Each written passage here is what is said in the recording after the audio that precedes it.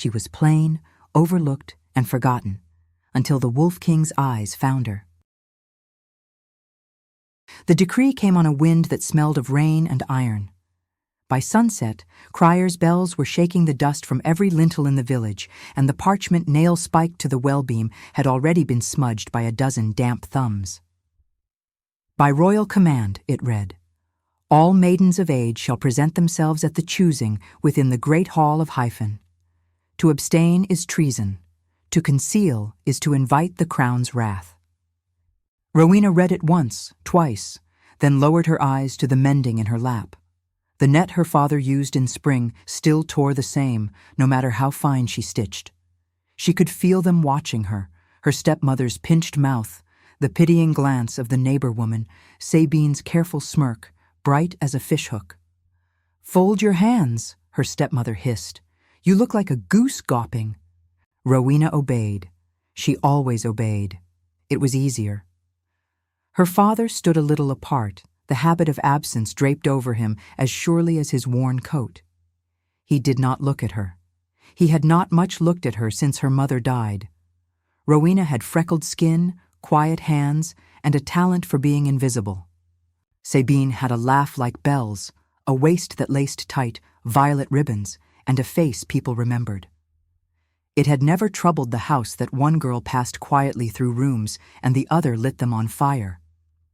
Sabine lifted the parchment as if it were meant for her, which, Rowena admitted, most things were.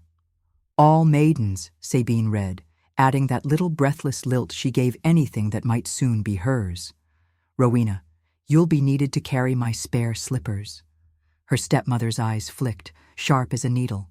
We will need you, yes. Your hands are steady. But the hall is crowded, and you'll only be in the way.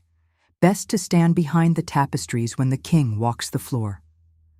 She glanced toward Rowena's father, as if to confirm the plan. He found something intensely important to look at on the well stones. Rowena touched the net, then set it aside. Of course. She went home with them, packed Sabine's combs, and pinned her own hair in an unremarkable knot. When she took out her pale blue dress, the one she saved for market day, her stepmother took it from her with 2 fingers. Dust shows on pale cloth, she said. Wear gray. The gray smelled faintly of smoke from years of hearthwork, and the cuff had a place worn shiny from where Rowena's wrist rubbed while kneading bread. She looked at herself in the dark glass. A long, pale face, brown eyes of the ordinary sort, a mouth that turned down when it forgot to be careful, and tucked the concern away. Stand straight, her stepmother said, as if correcting a chair.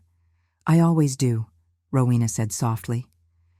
The road to Hyphen climbed through orchard and field to a city hewn like a crown into the cliff. The great hall stood at its heart like a blade stood tipped down in the earth.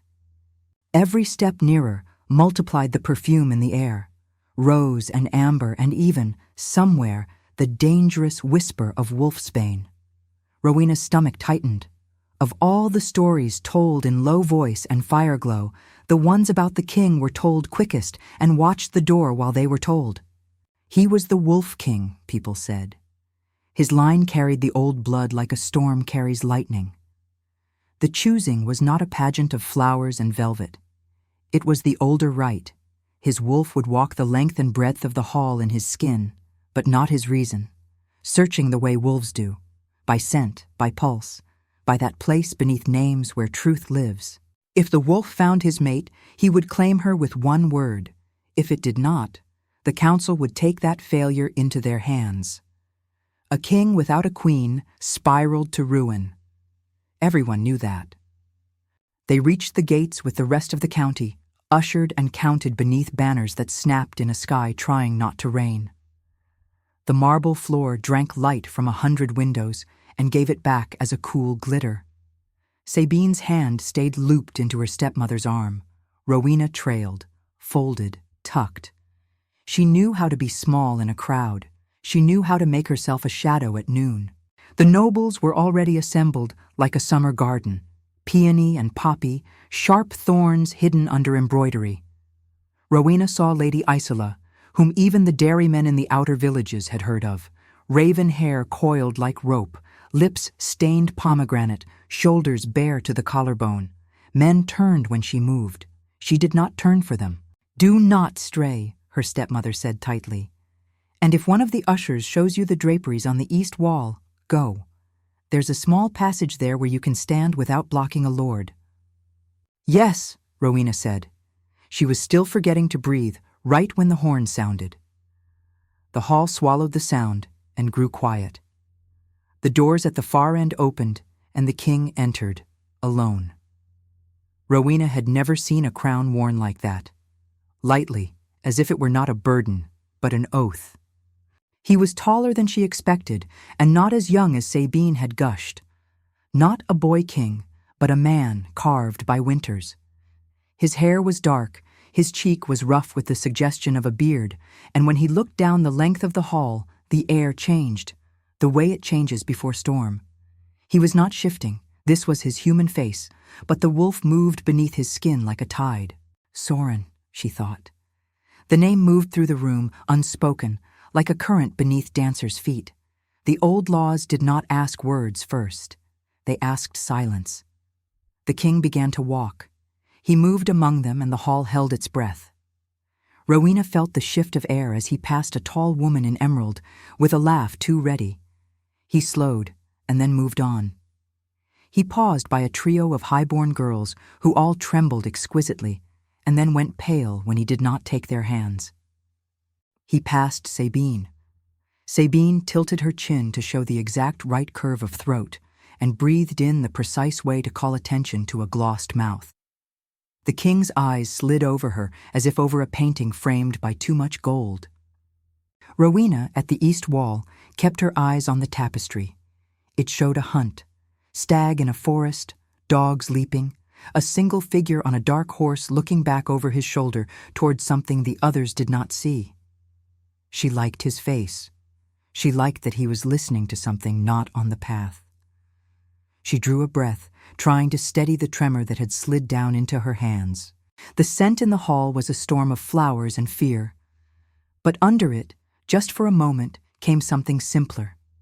The faint sharpness of rain on warm stone, the kind her mother had called river scent. Rowena's fingers opened.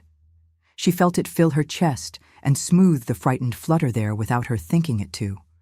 She glanced sideways. The king had stopped. He turned his head slightly. The hall went even quieter, if such a thing was possible. It felt ridiculous to Rowena that he could hear her breath, but he looked toward the tapestry, toward the small gap where servants passed, toward her. His pupils flared, black, eating color. He began to move, not as a king moves when he expects people to part, though they did part, but like a hunter cutting through brush toward the thing that will live or die when he reaches it. Her stepmother's fingers burned into Rowena's elbow, trying to pull her back into the hidden space. The tug was not unkind exactly, but it had that fear in it that made kindness brittle. Rowena's feet would not go. The king stepped into the shadow of the tapestry. The torches there made a warmer kind of light, less cruel to faces like hers. He stopped a hand's breadth away. Up close, his eyes were not only dark, there were threads of amber in them like sunlight caught in tree sap. A dozen things seemed to cross his face: recognition, relief, something like hunger, and something not hunger at all. "Mine," he said, and the word moved through her like a bell. There was a sound from the hall, someone's glass falling, someone's breath breaking. Her stepmother's hand dropped. Sabine's laugh tried to spark again and died this time without flame. Rowena could feel her pulse everywhere. The world narrowed to Soren's breath, and the way the muscle flickered in his jaw, as if he were holding something very still with both hands. "Your Majesty," she said, and the title sounded wrong in her mouth now, as if she had called a mountain, "Sir." Soren lifted his hand, and Rowena realized it trembled. "You calm it," he said, in a voice very low, meant for her and no one else. "The noise, it has been loud for so long." He reached and carefully, tenderly, as though offering himself to a nervous horse, touched the back of her fingers. The hall did not exist. Yes, she heard herself whisper, though he had not asked a question. He turned then, still holding her hand, and led her out from the tapestry's shadow into the brutal bright of the hall. The nobles were not good at hiding their faces. Rowena saw disdain, shock, calculation. She saw the small, quick startle of hope in a maid's eyes, quickly covered. She saw Sabine's fury slip and grief show through before she arranged it into a mask. She saw Lord Varon, head of the council, his white hair slicked like snowmelt, smiling with all his teeth. "The ancient word has been spoken," Varon said, and the hall heard the power in it. When the wolf named, the law moved. "Let us have witnesses, as the law demands. Let the bells of Hyphen take the news. Our king has chosen a queen." "Not chosen," Sorin said. His voice was iron wrapped in velvet. "Found." The bells began to ring. They kept ringing long after Rowena was drawn aside to be washed like a beloved cup. The palace had rooms that were the size of streets. People touched her with soft hands and avoided her eyes. Someone tried to paint her mouth, and Rowena flinched. "Don't," she said quietly, and the girl paused, surprised into meeting Rowena's gaze. "I'm not a canvas." The girl smiled, quick and real, and set the brush down. "Your name?" a voice asked gently from the doorway. "Mira," the girl said, bowing. "Sorin has his wolves," the older woman said, stepping in. "I have my sparrows. Mira is one." She looked Rowena over with a clinician's attention and a grandmother's care. "I am Mistress Thalen. I taught 3 queens how to walk in shoes that tried to cut them. I will teach you too." Rowena's throat worked. "I don't know how," Mistress Thalen finished softly. "Of course you don't. It is no fault. Queens are not born walking marble. We skin our knees learning, same as girls." "I am not," Rowena began, but her voice wouldn't go forward over the word. "Not yet," Mistress Thalen corrected kindly. "There are oaths to be said, bonds to be honored, and trials the council will insist upon because they are old men and love the taste of their own rules." The word trials sat cold in Rowena's stomach. "Trials," she said. "Truth and courage," Mistress Thalen said briskly. "Always these 2 for women. May those who test you never have to submit to the same measure they demand. Come, we will make you ready." "Ready for what?" "For being looked at without being broken," Mistress Thalen said, as if she were reciting a recipe. "For walking through a room where half the people wish you ill and not spilling your tea." That night, Sorin came to her not as a king, but as a man who had been holding his breath too long. He did not cross the threshold until she said his name. He stood there 1 heartbeat more after she did, as if honoring choice. When he entered, he closed the door with his shoulder and leaned against it like a boy just spared a whipping. "I did not call you earlier," Rowena said, because honesty had been her only coin for so long it felt wrong to spend anything else. "I did not know if I should." "If you had not," he said, and his smile was sudden, unguarded, "I would have stood there until the sun came up and all the courtiers gathered to witness my foolishness." "It is not foolishness to be careful," Rowena said. "It has been many years since anyone told me that," he answered. He came to the chair by the hearth, not touching her, not yet, and sat with his hands open on his knees. "When I was a boy, I changed too early. It happens sometimes in our line. People think the first shift is romance, wind and wild glory. It is not. It is fire through bone. I did it alone because my father loved to be a soldier more than he loved to be a man. I came back, and I learned not to shake in public. I learned to breathe through noise. Tonight," he looked at his hands, which were still for once. "Tonight I did not have to learn. You were there and the noise was quiet." Rowena's own hands wanted to shake, not with fear, but with something that felt like recognition, so old her bones remembered it. "I am plain," she said, voicing the thing that would be said and said again until someone made it a knife. He looked up quickly. "You are not plain to me." I will never be a Lady Isola, she said, trying to make the words steady.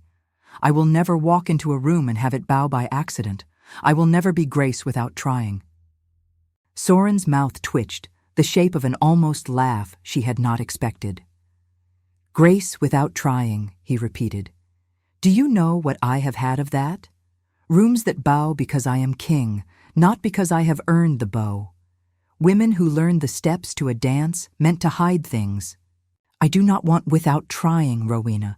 I want the thing you did with your hands this morning that kept me from breaking the cup. I did not touch a cup, she said, and then understood the metaphor and felt herself color. You mean yourself? I mean myself, he said, voice low. He looked at her like a man who had been cold for a long time and found a fire he could sit beside. He did not reach yet. Some things should not be rushed.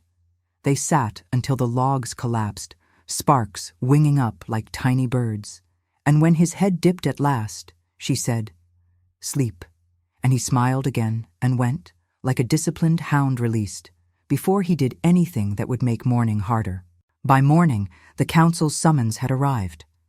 Mistress Thalen folded it once and twice again before giving it to Rowena, as if the paper itself might bite. Moonbell, she said, they want you before the bell. The moonbell had been cast in a century when wolves wore man shapes and men wore wolf masks. It did not ring for time, but for truth. Stand beneath it, and it will know whether your words match your heart. The hall for the moonbell hearing was smaller than the great hall, but more dangerous. Words, not spectacle, lived here. Lord Varon presided, his white hair agleam, his eyes polished stones. Lady Isola sat at his right, expression demure, mouth quirked the faintest bit at one corner.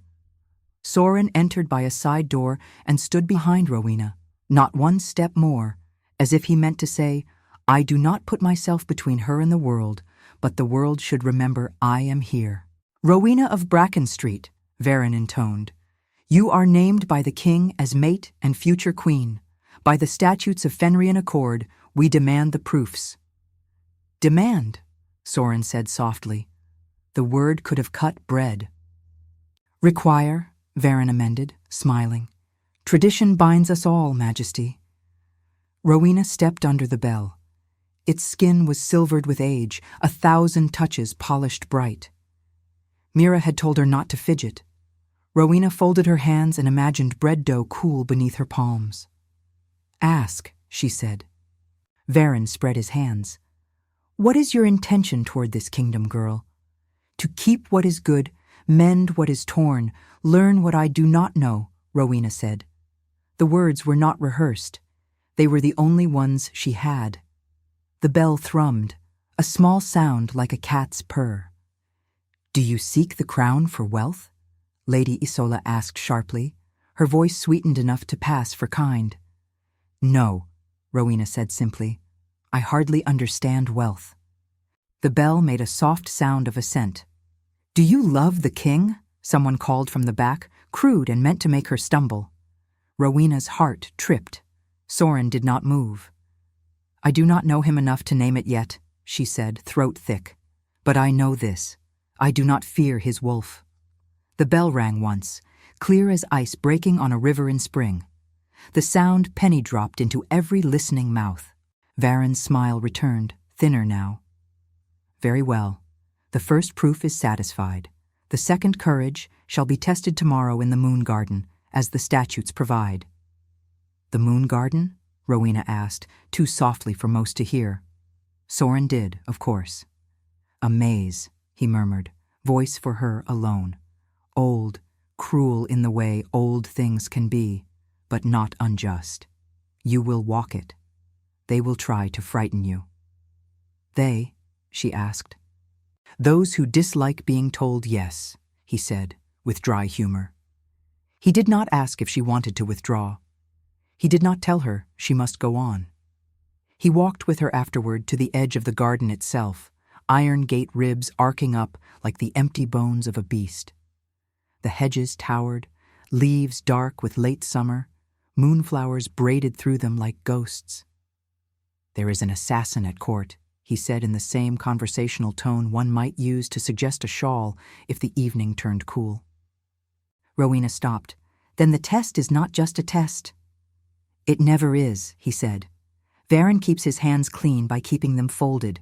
Lady Isola keeps hers clean by wearing gloves. There is a blade beneath someone's sleeve. I will be near. But the garden is old magic. It expects you to walk alone.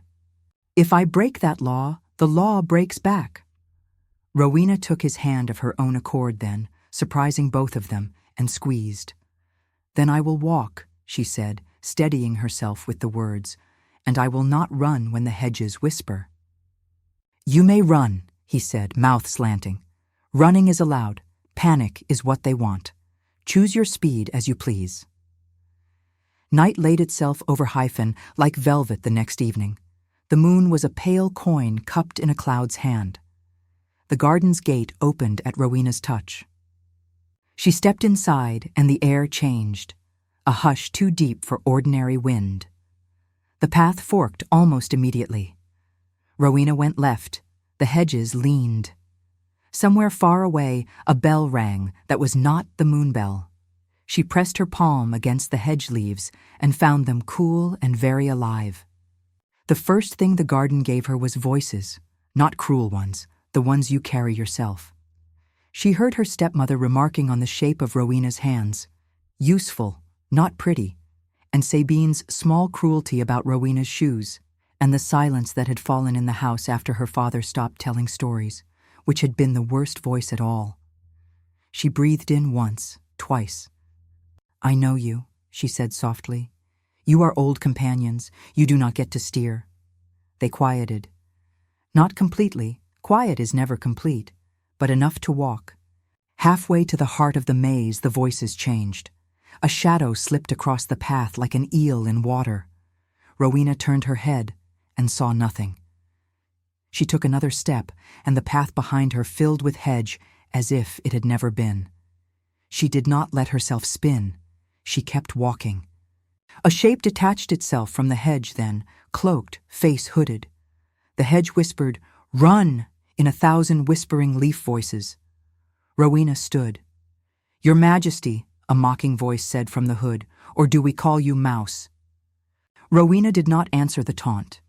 She had learned long ago that some hooks only set when you worry at them. The cloaked figure moved with trained ease. There was a silver flash at his wrist. The blade he drew was slender, made to split air silently. He came in quick. Rowena did not have a weapon. She had spent her life with nettles and kneading. But she had hands that knew work and forearms used to lifting heavy pots. When he grabbed, she went not back but in, stepped into the space where he expected her to retreat, and smashed the heel of her hand into his forearm. The blade tilted. Her other hand closed on his cloak and yanked hard so that the fabric blinded him for a heartbeat. She darted sideways, not far, just enough to put the hedge at her back where no one could reach from behind. The assassin recovered, angry now in the way professionals get when plans tangle. "Not a mouse then," he said, and came again. He was faster. She was not stronger, but she was stubborn. He slashed, and she felt the bite of silver nick her sleeve and burn along her skin like frost. She heard, far away, a sound like a snarl, and knew without knowing how that Soren had heard her blood. "No," she whispered to the night, not to the assassin. "Not yet." She caught the assassin's wrist as he overcommitted and drove her elbow into his ribs, the way she would knock a warped plank into place. He staggered, and the hedge itself reached, thorns snagging his hood, holding him for a gasp. Rowena ran then, not from fear, but because running was the right speed now, toward the heart of the maze. She came out into the center breathless, blood hot on her sleeve. The space opened around an old stone, wolf-carved, its surface worn by 1,000 fingers. The rules were carved there too in scripts older than the sea: name, oath, blood. Rowena laid her hand on the stone. "I am Rowena," she said, voice shaking but not with fear this time. "I keep my own name." A rustle rose at the edge of the clearing. 2 more figures slipped forward, not cloaked, but dressed like courtiers playing at devils. One laughed. "You should have hidden longer," he said. "We were promised more sport." A shape passed across the moon. It was not a cloud. Soren hit the first of them like the end of a winter. He did not fully shift. His body held at that terrible hinge where man and wolf both show. But his hands were claws, and his teeth were a white threat. The man dropped his blade, whim dying in his throat. The second man lifted his weapon and found Soren's hand around his wrist like a trap. The king's voice was not quite human when he said, "Which lord paid you?" The man whimpered, choking on pride and fear. Rowena moved toward Soren as one moves toward a cliff without falling, deliberate, careful, eyes open. She could feel the wolf's terror like heat off a furnace, not fear of the men, but fear of himself. If he crossed a line here, he would not forgive himself, and the council would not let him. "Soren," she said, quietly, but with that steadiness she used when a horse thought about bolting. "With me." The amber flicker in his eyes turned toward her. He was a breath away from not hearing. Rowena did not reach for his arm. She reached for his face, fingers light against a jaw clenched hard enough to crack teeth. "With me," she said again. "Breathe." He did, ragged first, then deeper. He dropped the man. The assassin sank, gasping, clutching his wrist. Soren's hands turned, still hands, not paws, and he wiped them across his sash as if ashamed they had wanted blood. "Wolfsbane," Rowena said suddenly, catching a scent she did not know she knew, the bitter metallic tang that burned the nose's back. She crouched and plucked at a pin in the second man's cuff. A smear of paste glistened along its edge. "They meant you to lose yourself." Soren's mouth went hard. "Varen will say the test should not be marred by blood," he said, sounding almost amused in the way men sound when humor is the only safe blade. "He is fond of keeping his shoes clean." "Then let's track footprints," Rowena said, surprising them both again. She lifted the man's cuff and found beneath the usual maker's mark an emblem pressed too lightly to be official. A wolf's head, stylized, with a small nick in the left ear. "Who made this?" she asked the man. He said nothing. Soren's head tilted. "Lady Isola's tailor," he murmured. "He loves signature marks. He carves secrets into cloth because he has never been taught to fear for his fingers." Rowena stood. She was dizzy for a moment. Soren's hand was under her elbow immediately, steadying, without grabbing. "You've passed," he said, quiet pride in it. "Have I?" she asked. "I say so," he said simply. And because the garden had its own sense of drama, the hedges rustled as if in applause and opened a straight path out. The next day's sun rose thin and pale, as if the sky had slept poorly. The banquet for Coronation Eve was more dangerous than the garden. Mirrors are kinder than men. Everyone wore their best faces and their second-best knives. Rowena wore gray again. Mistress Thalen had tried to dress her in blue and pearls, and Rowena had allowed the pearl earrings, but not the blue. "I need to look like myself," she said. "If they are to accept me, let them accept the thing I am." "Let them learn to accept the thing you are," Mistress Thalen corrected in a tone like a small rap to the knuckles. "They are not children, but they will behave like them. Do not reward tantrums." Rowena did not reward any. She walked into the hall at Soren's side to a hush that pretended to be surprise and was in truth calculation. At the table's head, Lord Varen lifted a cup. "To the future of Hyphen," he said, and smiled that pleasant smile conniving men practice in polished metal. Rowena's cup was poured. She lifted it and caught the faintest bitter whiff. Wolfsbane again, but smoothed with honey and perfume to live under flowers. She set the cup down. Soren had his lifted. "No," she said softly. He looked at her. She shook her head. "What did you—" he began, and then he was breathing hard, not from the sip he did not take, but from something else. The room tilted. Rowena could feel it the way animals feel a quake before the earth admits it. His pupils widened. His hand gripped the table and the wood creaked. It did not take wolfsbane to trigger a shift when a wolf was already close to the line. Beside Soren's chair, a brazier billowed smoke that should have been frankincense and was in fact resin soaked in a warfare of scents. Heat, spice, a whisper of predatory musk meant to scrape a wolf's nerves raw. Rowena's stomach went cold. She moved already, before anyone else understood that the king's breath had gone to a snarl.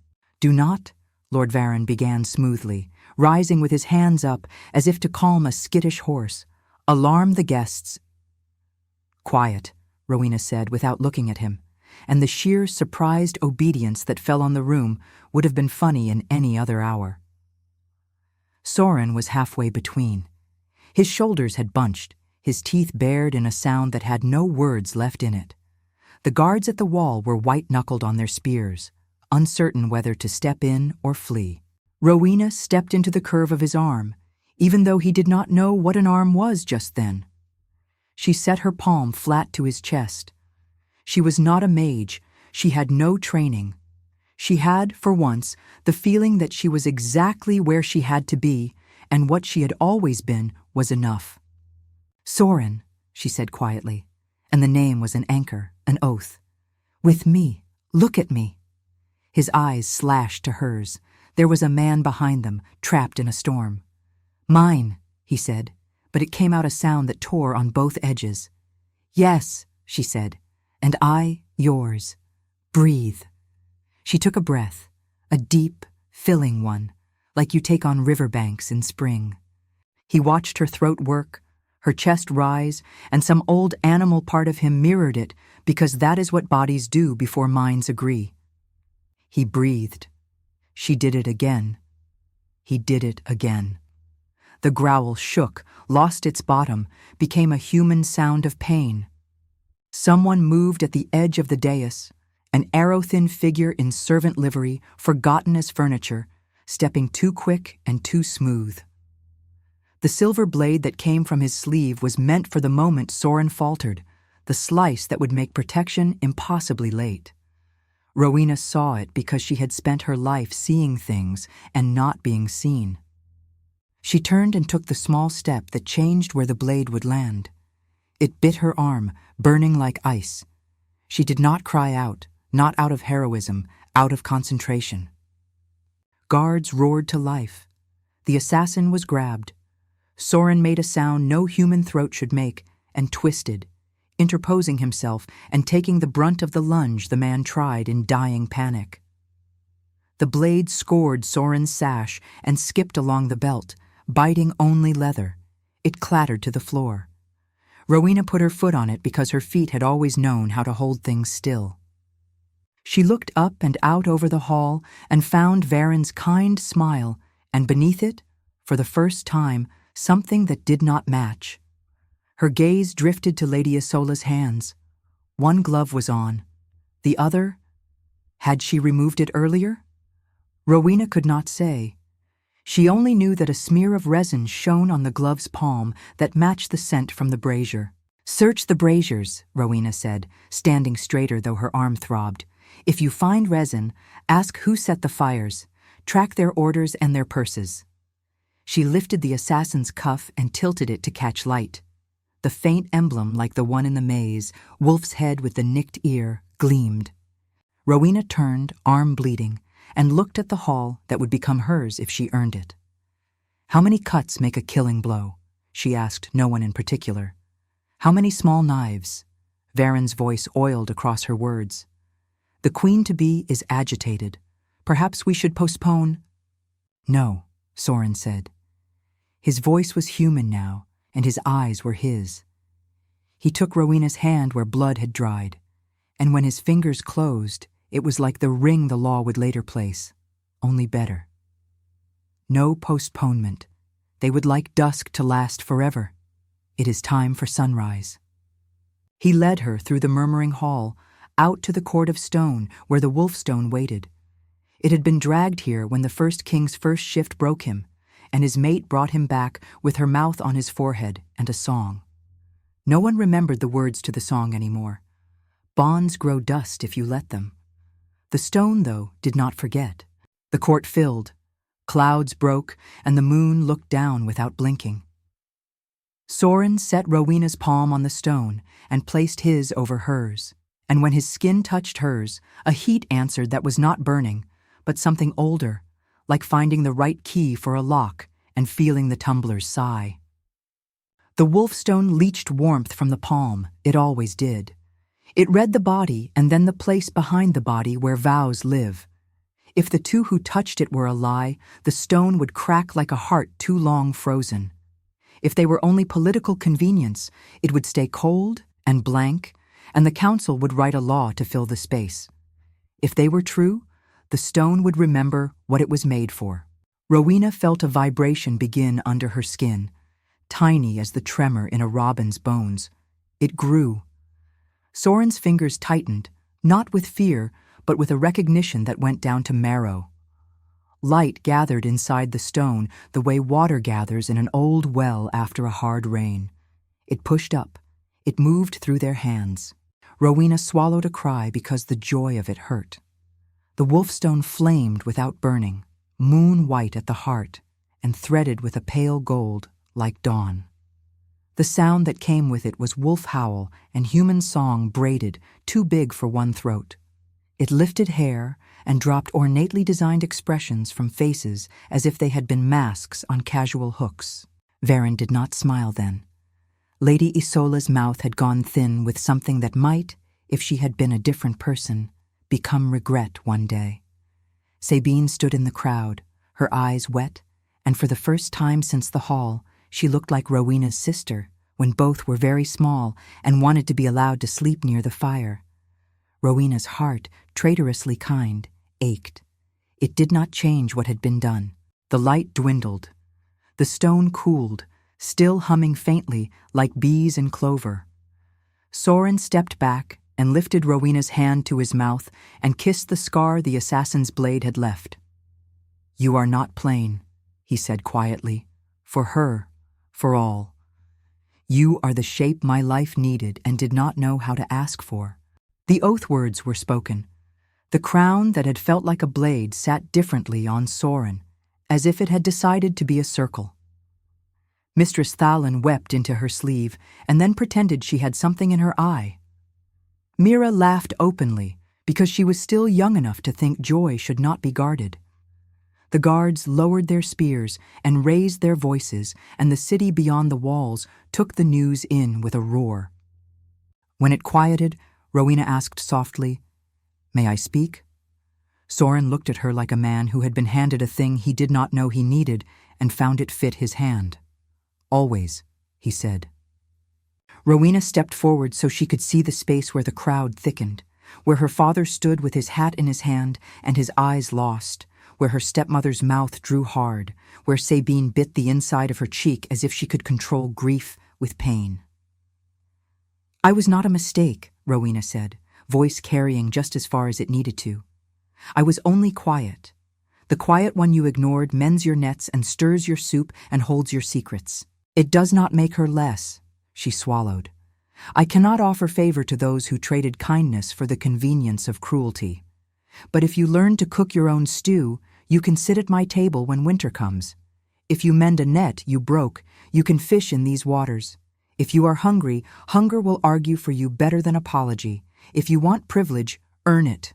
Her stepmother flinched as if struck and then, shocking Rowena more than anything this week had managed, nodded once, a shallow, honest thing, and pulled her shawl close as if the truth made her cold. Her father's shoulders sagged, then straightened, a man who had found where his spine went off and set it back. Sabine pressed the heel of her hand against her mouth and then lowered it and stood still, the habit of posing dropping away. And Rowena saw not malice there, but the awful empty of a girl trained to measure herself only with mirrors. The court exhaled. The city would argue about it all summer, and some arguments would carry into winter, because people are built that way, but the shape of the thing was made. Soren turned to Varen.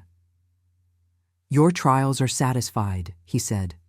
If there are others you wish to craft, have the courage to carve them with your name on the blade. Varin bowed. People always said he was a man who did not perspire. He did now, though only at the temples. Hyphen is honored, he said. May your reign be long. May yours be honest, Soren returned, and only a few people in the crowd gasped because only a few had expected a king who would say a thing like that aloud. They crowned her the next day in the old way, and the new, oak leaves and gold both, wolves at the edge of the square, lifting their heads in that eerie harmony that drags tears from those who have not cried in a decade. Rowena's hands were steady when they set the ring. Soren held her fingers the way a drowning man holds a root. At the feast that followed, Rowena found herself seated opposite Lady Isola. The other woman's beauty did not diminish up close. If anything, it sharpened into something more real, which is the way of well-made things. Congratulations, Lady Isola said, and somehow made it sound neither kind nor cruel, a clean line of a word. Thank you, Rowena said. I admired your dress the first night. It moved as if it had its own wind. Lady Isola's mouth quirked. It takes work to make silk pretend it is air, she said. She tilted her head, studying Rowena as if she were a painting she could not decide whether to buy. You will tire of gray, she added lightly. Perhaps, Rowena replied. Perhaps not. I learn slowly and thoroughly. Isola nodded once, tiny. I prefer enemies I can see, she said. Do not hide. I learned to hide because I had to, Rowena said. I will learn not to because I can. Isola's smile this time had something like respect in it. Then the season may surprise us both, she said, and lifted her glass. Rowena lifted water. They drank. In the weeks that followed, Rowena learned the rooms of the palace the way she had learned the rooms of the house on Bracken Street, where the floorboards creaked, which window let in morning earlier, which door stuck in damp weather. She let Mira talk while she brushed Rowena's hair and made a place for those words to soften in. She learned Lord Varin's favorite words, tradition, order, stability, and how often he used them to hide fear. She learned which maids laughed with their eyes and which with their mouths only. She learned, most precious of all, the weight of Soren's head when he lay it in her lap on a late afternoon and admitted his shoulders hurt. She set her hands on the hurt like a benediction and felt something in him unclench that had been clenched since boyhood. They did not hurry what did not want hurrying. Their first kiss was not in a blaze of torches or under a ritual embroidery. It was in the corridor between the kitchens and the library when the rain finally broke and the air smelled like iron and rosemary again. Soren stopped, turned, and touched his forehead to hers like a wolf greeting.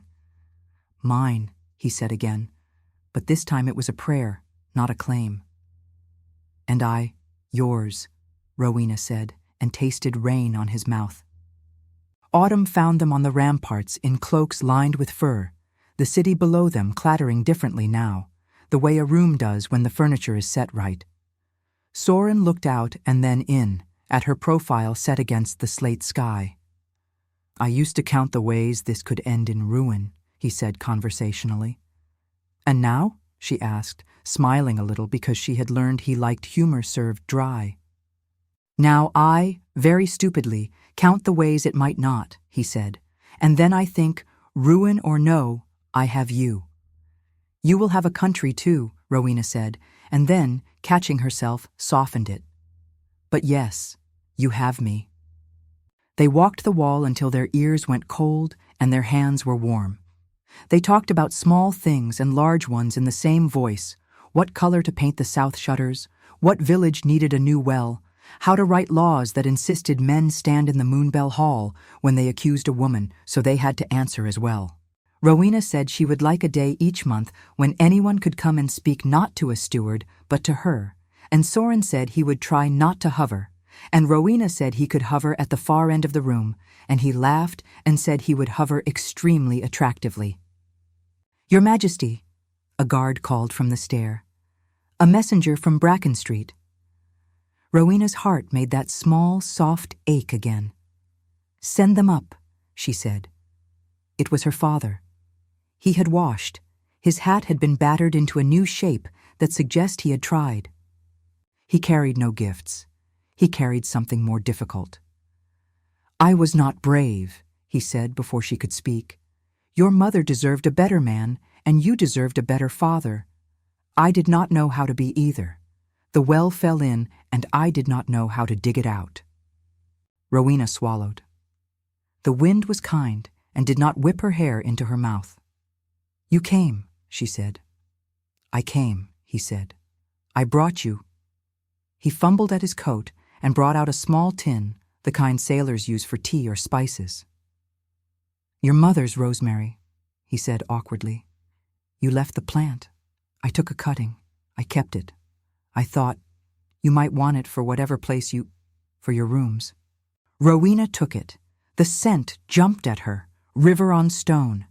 She could not speak for a moment. She held the tin to her chest, and then, because forgiveness is a kind of courage, she stepped forward and put her free hand on his arm. "There is soup on Thursdays," she said, because a thing like that was easier for both of them. "If you come, you will sit at the end of the table and tell Mira the story about the fish that tried to bite your toe." He blinked, and after a moment laughed the rusty laugh of a man who had not used those muscles. "It was a large fish," he said. "I know," she said. "It has grown every year. By spring it will be the size of a boat." He nodded, blinking rain or not rain from his lashes, and went. Soren did not say anything until the stair swallowed the sound of boots. "You are brave," he said. Rowena shook her head. "No, I am lucky and stubborn, and I have learned what is mine." She looked down at the tin and then out across High Fen, where smoke lifted straight up because the wind had decided not to bully people today. She leaned against Soren, and he gladly bore the leaning. Some nights, Soren still woke with his jaw clenched and his hands curled, and Rowena sat up and put her palm on his chest and said, "With me," and the noise quieted because it had a better song to listen to now. Some days, the council tried to tangle them in its precise webs, and Rowena smiled and cut silk with plain shears. Lady Isola sent a pair of gloves without resin, and a note that said simply, "Peace," and Rowena sent a pot of rosemary, and a note that said, "If earned," and the gloves smelled of nothing sharper than leather afterward. Sabine went north to learn to keep books for a town that had miscounted itself into poverty. She wrote twice. The second letter said, "I am tired but the good kind," and Rowena breathed a thank you into the ink because sometimes that helps. On the first anniversary of the Wolfstone singing, the city lit lanterns with small gold cores. People said it was pretty, and it was, but it was also the right color, the one that had burned in the stone. Soren and Rowena stood at the same place on the rampart and did not say anything for a while, because the sight was the kind that makes words shy. Then Soren leaned a little and said, with mock gravity, "You have done well for a plain girl." Rowena huffed a laugh. "And you for a boy who could not hold a cup." They let silence come back and row itself between them gently. Below, the lanterns bobbed like stars that had decided to try street life. Above, the moon watched with its usual impassive face. Between the two, a kingdom exhaled and thought, if this is not happily ever after, it is at least true for now. "Mine," Soren said again, the word, a home. "And I, yours," Rowena answered, as if closing a circle with a pen that finally had ink enough, and the wolves in the high forests threw their heads back. If you like this story, please like, share, and subscribe. It helps this channel grow. Thanks for watching.